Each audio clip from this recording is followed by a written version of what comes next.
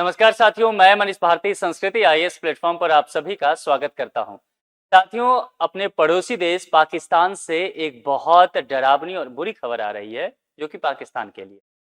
इसमें यह कहा जा रहा है कि पाकिस्तान के पास अब ऑयल गैस का भंडार लगभग खत्म होने को है और इन तमाम चीजों को लेकर के एक अलर्ट जारी किया गया है, जिसके अंतर्गत कहा गया है कि पाकिस्तान के जितने भी एयरपोर्ट हैं, डिफेंस सिस्टम है, पावर ग्रिड है, ये सब बंद होने के कगार पर हैं। ठीक है।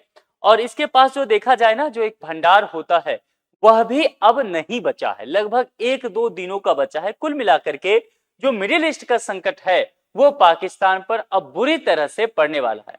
दिलचस्प बात यह है कि इस सीज फायर में पाकिस्तान का ही नाम डोनाल्ड ट्रंप ने लिया था, वो पाकिस्तान सबसे ज्यादा बुरी हालात में है। हालांकि इसका असर भारत जैसे देशों पर भी पड़ा है, चाइना पर भी पड़ा है, श्रीलंका, मालदीव पर है, पूरी दुनिया पर पड़ा है। लेकिन जो अगर आप कहेंगे कि दक्षिण एशिया के देश जो हैं वो ज्यादा प्रभावित हुए, भारत भी हुआ। आपने देखा पिछले दिनों भारत में तकरीबन 4 रुपए के आसपास डीजल पेट्रोल के प्राइसेस में बढ़ोतरी हुआ है। एक सप्ताह के अंदर 2 बार प्राइस बढ़ा है। तो पाकिस्तान की स्थिति और ज्यादा खराब है। यहाँ पर एटॉक रिफाइनरी लिमिटेड ने सीधे पाकिस्तान सरकार और oil and gas regulatory authority को एक चेतावनी दिया है, जिसमें कहा गया है कि कच्चे तेल की सप्लाई गंभीर रूप से प्रभावित हो रहा है। देखिए, रिफाइनरी का क्या काम होता है, यहाँ पर क्रूड ऑयल आता है, वहां पर उसको रिफाइन किया जाता है अलग अलग टेम्परेचर पर, अलग अलग प्रोसेस से, और उसके बाद डिसाइड किया जाता है, क्लासिफिकेशन होता है कि डीजल पेट्रोल वगैरह वो निकलता है। तो कुल मिलाकर के रिफाइनरी ये कह रहा है कि कच्चे ऑयल की सप्लाई अब प्रभावित होगी, क्योंकि कच्चा ऑयल कहां पहुंचेगा, रिफाइनरी में, यहीं से फिर सप्लाई सबको होगा। तो यहां पर यह जानकारी दी जा रही है। अब यह कहा गया है कि यह समस्या केवल एक कंपनी की समस्या नहीं है, बल्कि पूरे पाकिस्तान की ऊर्जा सुरक्षा से जुड़ा हुआ एक बहुत बड़ा मुद्दा माना जा रहा है। और कहा गया है कि सड़क बंदिशों, सुरक्षा हालात के कारण तेल की ढुलाई जो है रुकने से ईंधन संकट उत्पन्न हो गया है। जितने भी पाकिस्तान के अगर आप major oil transport pipeline system को समझने की कोशिश करेंगे तो वह सब आपको सिंध में, पंजाब में 2 जगह देखने को मिलेगा। यानी कि आप देखेंगे ज्यादातर चूंकि कराची पोर्ट है तो यहां से देखने को मिलेगा और मिड लाहौर तक जाता है। और ये दोनों पाकिस्तान के लिए, दोनों स्टेट जो है बेहद महत्वपूर्ण बन जाता है। लेकिन ये पूरी जगह जो है, हर एक जगह स्थिति बेहद खराब बताई जा रही है, क्योंकि यहाँ पर सप्लाई चेन पूरी तरह से ठप पड़ गया है। मिडिल ईस्ट से इनके पास भी सप्लाई नहीं आ पा रहा है, जैसे कि भारत के साथ समस्या है, रिजर्व इनके पास कुछ है नहीं, और अब समस्या इनकी विकराल हो गई है। डीजल और पेट्रोल की अगर बात की जाएगी तो जो संभावित कमी है उसका असर आम जनता, ट्रांसपोर्ट और उद्योग पर बहुत बड़े असर डाल सकता है। देखिए, अगर पाकिस्तान की बात करेंगे तो पाकिस्तान की माली हालात पहले से भी बहुत खराब है। दुनिया भर के देशों के पास सहयोग के लिए कटोरा लेकर के घूमने के लिए पाकिस्तान का इतिहास बहुत पुराना है। और एक कहते हैं कि कंगाली में आटा गीला होना, एक तो पाकिस्तान की मुसीबत पहले से कम नहीं हो रही है, दूसरी बात अगर देखेंगे तो मिडिल ईस्ट में जिस तरह से संकट, ऊर्जा संकट हुआ है, उसकी स्थिति अब यहां पर पाकिस्तान में मार देखने को मिल रहा है। तो पहले से जो आर्थिक संकट था वह महंगाई में तब्दील हो रहा है, और खास करके फॉरेक्स जो है ये इसके पास बेहद कम रहा है। इन तमाम समस्याओं से पहले भी पाकिस्तान जूझ रहा है। पाकिस्तान की तेल संकट की अगर बात किया जाए तो यहां पर यह कहा जा रहा है कि यातायात प्रतिबंध और सड़क जो बंदी हुआ है, इसके कारण तेल टैंकरों की आवाजाही पूरी तरह से प्रभावित हुई है, और रिफाइनरी तक की जो तेल आपूर्ति है, जो कच्चे तेल हैं, वो वहां पर पहुंच ही नहीं पा रहे हैं। और रिफाइनरी तक अब देखिए, इसकी कुछ वजह है कि जो क्रूड ऑयल थोड़ा बहुत बचा हुआ है, पाकिस्तान सरकार चाह रही है कि इमरजेंसी के लिए थोड़ा बचा करके रखा जाए, क्योंकि डिफेंस को तो आखिर जरूरत पड़ेगा ना। पाकिस्तान खुद भी देखेंगे तो एक ऐसे लोकेशन पर पड़ जाता है जो चारों तरफ से दुश्मनों से घिरा हुआ है। तो जाहिर सी बात है, आप अपने डिफेंस के लिए एनर्जी सप्लाई निश्चित तौर पर रखना चाहेंगे। आम जनता को भले थोड़ी परेशानी हो जाए, तो इन तमाम चीजों को लेकर के सप्लाई प्रभावित हो रहा है। और इन्हीं सब चीजों को देख करके रिफाइनरी जो मैनेजमेंट है वो लगातार कह रहे हैं कि जब तक स्थिति सामान्य नहीं हो जाते तो कच्चा तेल इकाई जो है उन्हें अब पूरी तरह से बंद करना पड़ जाएगा। इससे अगर ऐसा होता है तो पेट्रोल, डीजल, बिजली उत्पादन और रक्षा प्रतिष्ठान जो डिफेंस सेक्टर है पाकिस्तान का, उस पर भी बहुत बड़ा असर पड़ सकता है। पाकिस्तान पहले से ही आर्थिक संकट से जूझ रहा है, और कमजोर ऊर्जा प्रबंधन और लॉजिस्टिक व्यवस्था अगर रहता है आगे भी, और जो कि दिखने वाला है कि आगे भी ये सुधार नहीं किया जा सकता, क्योंकि रातों रात आप बहुत ज्यादा ट्रांसफॉर्मेशन नहीं ला सकते। पाकिस्तान की स्थिति बहुत खराब है। तो जो फिलहाल भारत के साथ उसकी स्थिति बनी हुई है, क्षेत्रीय अस्थिरता बना हुआ है, निश्चित तौर पर यहां पर बाकी देशों के लिए, अगर भारत ही क्योंकि अफगानिस्तान के हिसाब से भी देखेंगे, तालिबान के हिसाब से वो लगातार पाकिस्तान पर अटैक करते रहता है, और पाकिस्तान में ऊर्जा संकट होता है तो संभव है तालिबान इसका फायदा उठाना चाहेगा, बाकी देश इसका फायदा उठाना चाहेंगे, पाकिस्तान के पास कुछ रह नहीं जाएगा उसका जवाब देने के लिए। तो निश्चित तौर पर पाकिस्तान के लिए केवल ऊर्जा संकट की स्थिति नहीं उत्पन्न हो रही है, बल्कि उसके हिसाब से देखा जाए तो सामरिक दृष्टिकोण से उसके लिए एक बेहद घातक परिस्थिति उत्पन्न हो गया है। यहाँ पर जो वेस्ट एशिया कॉन्फ्लिक्ट है, यहाँ पर अब यहाँ कहा जा रहा है कि जिस तरह से प्राइसेस बढ़ा है, खास करके क्रूड ऑयल के प्राइसेस देखेंगे तो तकरीबन $120 पर बैरल से देखा जाए तो इससे भी आगे बढ़ा है, 25-26 तक चला गया, यानी कि कुल मिलाकर के 2 गुना गया है। और स्ट्रेट ऑफ हॉर्मुज बंद है, जो चौक पॉइंट है 20% वहीं से जहाज निकलता है, और उसके बंद हो जाने की वजह से ना पाकिस्तान में सप्लाई आ रहा है। भारत में चलिए थोड़ा सा अल्टरनेटिव भारत के पास है, भारत के पास अपना जो रिजर्व ऑयल है वो बहुत ज्यादा बचा हुआ है, तकरीबन कह सकते हैं 60-65 दिन का बचा हुआ है, तो भारत तो काम कर ले जाएगा। लेकिन पाकिस्तान के लिए स्थिति जो है वो बहुत ज्यादा खराब हो रहा है, जिस बात को लेकर के अब वहां पाकिस्तान के मंत्री हैं खुद ही इस बात को लेकर के कबूल कर रहे हैं कि हम भारत नहीं है, हमारे पास तेल के भंडारण पहले से उपलब्ध नहीं है। तो ये ना समझा जाए कि भारत की तरह से हम काम कर सकते हैं, क्योंकि भारत के पेट्रोल पंप पर अभी आप भी देखेंगे ना, लगभग स्थिति ठीक है, कुछ जगहों से कुछ छिटपुट घटनाएं आ रही है। एक विशाल देश है, 146 करोड़ जनसंख्या हमारी है, तो जाहिर सी बात है उसको मैनेजमेंट करना भी बहुत बड़ी बात है। तो फिर भी भारत की स्थिति देखने को सही मिल रहा है। पाकिस्तान के मंत्री के जो बयान आए हैं भारत को लेकर के, भारत की स्थिति बहुत अच्छी है, हमारी स्थिति बहुत खराब है, अगर उसकी तुलना करेंगे तो यहाँ पर मलिक ने बताया कि पाकिस्तान के पास एक दिन का भी रणनीतिक रिजर्व नहीं बचा है, यानी कि रणनीतिक तेल भंडार अब एक दिन का भी पाकिस्तान के पास नहीं है। देश के पास केवल 5 से 7 दिनों का कच्चा तेल उपलब्ध है, एक सप्ताह पाकिस्तान और चल सकता है। अगर उसके पास और क्रूड ऑयल नहीं पहुंचते हैं, तमाम रिफाइनरी बंद हो जाएंगे। और ये बात पाकिस्तान के मंत्री खुद कबूल कर रहे हैं, किसी मीडिया रिसोर्स से नहीं कहा गया, यह भी ध्यान रखना है। ये रिफाइनरी के वो लेटर के आधार पर जो गुप्त लेटर पाकिस्तान सरकार को भेजा गया है, वह कुछ मीडिया एजेंसियों को हाथ लग गया है, उसके आधार पर ये बातें कही जा रही है। और मंत्री महोदय का जब बयान आया तो उससे ये बात और अधिक पुष्ट हो गया। भारत पर भी टिप्पणी मंत्री महोदय ने कहा, चूंकि पाकिस्तान में कुछ भी होता है भारत पर एक बार वो लोग बोल ही लेते हैं, तब उनके दिल को तसल्ली मिलती है। यहाँ पर उन्होंने भारत के लिए कहा कि देखिए हम भारत नहीं है जो एक हस्ताक्षर के साथ तेल सुरक्षित कर लें, हमारे यहाँ स्थिति बेहद खराब है। भारत के पास 60 से 70 दिनों का विशाल भंडार है, जो कि रणनीतिक रिजर्व ऑयल की बात करते हैं, और दिल्ली एक इशारों पर जो है यह आपूर्ति जारी कर सकता है। अगर तेल बिल में देखेंगे 167% तक का भारी उछाल यहाँ पर देखने को मिला है। और पाकिस्तान के जो प्रधानमंत्री हैं शहबाज शरीफ, कैबिनेट बैठक में उन्होंने इस बात को लेकर के एग्री भी कर लिया है कि पाकिस्तान में जो आयात बिल है, जो साप्ताहिक तेल आयात बिल है, वो अब आसमान छू रहा है, 167% तक आगे बढ़ा है। तो युद्ध से पहले पाकिस्तान हर हफ्ते $300 मिलियन का तेल आयात करता था, यानी कि जो ये ईरान अमेरिका का युद्ध जो चल रहा है इससे पहले की बात की जा रही है। इसके बाद स्थिति खराब हो गई है, अब यह बढ़कर के जो है $800 मिलियन प्रति सप्ताह हो गया, यानी कि 300 और देखिए 800 हो गया। यही बातें कही जा रही है कि पाकिस्तान के लिए स्थिति ज्यादा खतरनाक हो रहा है। इन तमाम चीजों को लेकर के पाकिस्तान ने टास्क फोर्स भी बनाया है ताकि कीमतों पर अंकुश लगाया जा सके, लेकिन बात यही है कि कीमत पर अंकुश लगाना पाकिस्तान के वश की बात है ही नहीं, क्योंकि एक वैश्विक समस्या है, उसका मार झेलना ही है। यहाँ पर कुछ समय पहले एक न्यूज आया था, 2024 की बात किया जाएगा, जिसमें कहा गया कि पाकिस्तान में ऑयल और गैस रिजर्व बड़ी संख्या में मिले हैं, और ये अगर देखा जाए तो पूरी दुनिया में चौथे नंबर की स्थिति है। लेकिन ये 2024 की बात था।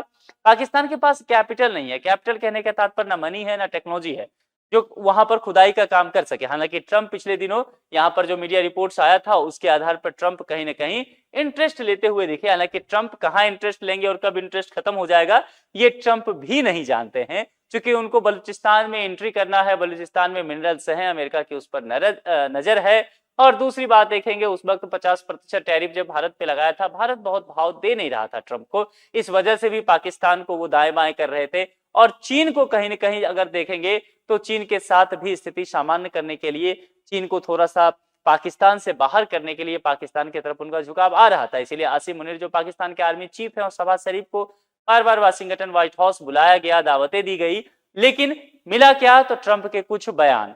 ट्रंप ने यह कहा कि भाई वहां पर बहुत ज्यादा ऑयल है, यहां तक कह दिया कि संभव है एक दिन पाकिस्तान जो है ऑयल गैस भारत को बेचेगा। ये सारी बातें हुआ, ये देखिए यहां पर कहा गया, लेकिन ट्रंप ने इसके बयानों के अलावा पाकिस्तान को कुछ और नहीं दिया है ना, बस भरोसा दिया कि हम ड्रिल करते रहेंगे, एक दिन आपके यहां से गैस पाइपलाइन वगैरह सब आ जाएगा, तेल मिल जाएंगे, तेल गैस के भंडार मिल जाएंगे, पाकिस्तान की पूरी तस्वीर बदल जाएगी। यही सब सपने जो हैं फिलहाल ट्रंप पाकिस्तान को दिखा रहे हैं और पाकिस्तान इन सब चीजों से बहुत खुश भी नजर आ रहा है। भारत कैसे सुरक्षित है? हालांकि आप देखेंगे पिछले दिनों भारत में, जैसा कि मैंने बताया, डीजल और पेट्रोल के प्राइस 2 बार बढ़ाए गए, एक बार 3-3 रुपया और एक बार 90 पैसा। तो कुल मिलाकर के 4 रुपया के आसपास बढ़ोतरी देखने को मिला हुआ है। फिर भी अगर देखा जाए तो जितना ज्यादा प्रभाव पड़ रहा है, जिस तरह से आरबीआई के गवर्नर ने आईएमएफ की मीटिंग में चेताया था कि सरकार बहुत हद तक प्राइस कंट्रोल करने की कोशिश कर रही है, लेकिन स्टेट ऑफ हॉर्मूज पर स्थिति और भी खतरनाक रहता है। ये संकट, ये युद्ध और लंबा खिंचता है तो सरकार बहुत अधिक समय तक कंट्रोल नहीं कर पाएगी। इस कंडीशन में डीजल पेट्रोल के प्राइस और भी बढ़ सकते हैं, और अगर ये बढ़ता है तो लॉजिस्टिक प्राइस बढ़ेगा, ट्रांसपोर्टेशन कॉस्ट बढ़ेगा। ट्रांसपोर्टेशन कॉस्ट अगर बढ़ जाएगा तो जितने भी खाने पीने की वस्तु हैं, सीपीआई इंडेक्स जो है उस पर प्रभाव पड़ेगा, और सीपीआई इंडेक्स में ज्यादा चीजें खाने पीने की, तो जाहिर सी बात है दैनिक जीवन पर इसका प्रभाव लोगों पर पड़ने लग जाएगा। अमूल दूध ने 2 रुपया प्राइस बढ़ाया भी था। ये सारी चीजें बाकी भी अब प्रोडक्ट पर आपको देखने को मिल पा रहा होगा, लेकिन इसके बावजूद भी भारत में जितना इन्फ्लेशन होना चाहिए था, सामान्य भाषा में कहे तो जितनी महंगाई अभी तक हो जानी चाहिए थी, सरकार ने बहुत हद तक कंट्रोल करके रखा है। कुछ लोग का मानना है कि इसकी वजह 5 राज्यों में हाल ही में जो अभी संपन्न विधानसभा चुनाव रहा था वह भी है। चाहे जो भी हो, वजह जो भी हो, लेकिन भारत में जितनी महंगाई अभी होनी चाहिए थी, सरकार जो है बहुत हद तक कोशिश की है कि उसको कंट्रोल किया जा सके। अगर रणनीतिक भंडार एसपीआर की बात करेंगे तो भारत पहले भी इसको लेकर के कह चुका है कि आपातकालीन स्थिति के लिए हमारे पास भारी मात्रा में तेल सुरक्षित है। अगर इमरजेंसी लाइक सिचुएशन होता है, भारत का कहना है कि 60-65 दिन के हमारे पास स्टॉक हैं। आयात का विविधीकरण किया जा रहा है, क्योंकि हम भी विभिन्न देशों पर ही निर्भर हैं, तो अब हम कोशिश कर रहे हैं कि ढेर सारे देशों से, अभी ऐसा नहीं कि अमेरिका से, रसिया से या ईरान से ही लेना है, गल्फ के कुछ देशों से, ये इसमें हम विविधता ला रहे हैं ताकि हमारी आपूर्ति जो है वो बढ़ती चली जाए। अभी फिलहाल जो एक न्यूज आया है जिसमें अमेरिका ने कल ही 1 महीना के लिए 30 दिन के लिए भारत को छूट दिया है, जो रसिया से ऑयल परचेज करने को लेकर के प्रतिबंध लगाया गया था उसमें, यानी कि अब 17 जून तक, है ना, 17 जून तक भारत रसिया से क्या कर सकता है, ऑयल परचेज कर सकता है। तो 1 महीना का और हमें छूट मिल गया है।